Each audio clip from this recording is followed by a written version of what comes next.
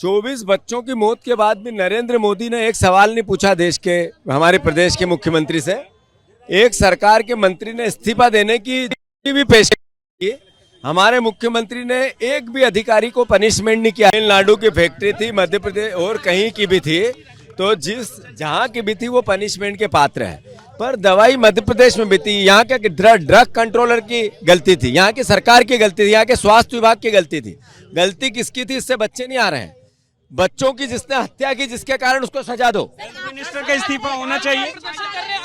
Health minister का इस्तीफा होना 100% इसी वक्त बर्खास्त करो शुक्ला जी को, हेल्थ मिनिस्टर को। बहुत गरीब परिवार ये यही तो चोरी और सीना चोरी है। अब बच्चे कितने मरे इस पे बहस हो रही है। 24 बच्चे मरे। मैं खुद गया नागपुर, खुद गया छिंदवाड़ा, एक एक परिवार से मिला, प्रत्यक्षदर्शी हूँ।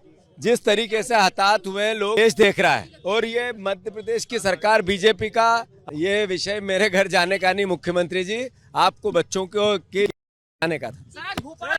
मुआवजा मिलना चाहिए। आपको लगता है गरीब परिवार? बात मुआवजा की नहीं है, बात बच्चों की जान के हत्यारों को पहले सजा दो। फिर उस माता पिता ने जिसने सब कुछ बेच के अपने परिवार के बच्चे को बचाने की कोशिश से नहीं बचा पाया, सरकार हमारी है, उनकी है, उनकी सहायता करो। जीतू पटवारी जो हैं वो कैंडल मार्च लेकर के निकले हुए हैं। मांग यही है कि इस्तीफा होना चाहिए जो स्वास्थ्य मंत्री हैं उनका, और जितने भी जिम्मेदार लोग हैं उन पर भी कार्रवाई होनी चाहिए। जहां तक राजनीति की बात है, उन्होंने कहा कि ये विषय राजनीति का नहीं है, सख्त कार्रवाई की जरूरत है। प्रधानमंत्री भी अपने मुख्यमंत्री से सवाल पूछें कि आखिर वो कर क्या रहे हैं, ऐसा जीतू पटवारी का कहना है। कैमरा पर्सन होमेंद्र देशमुख के साथ अंबुज पांडे, एबीपी न्यूज भोपाल।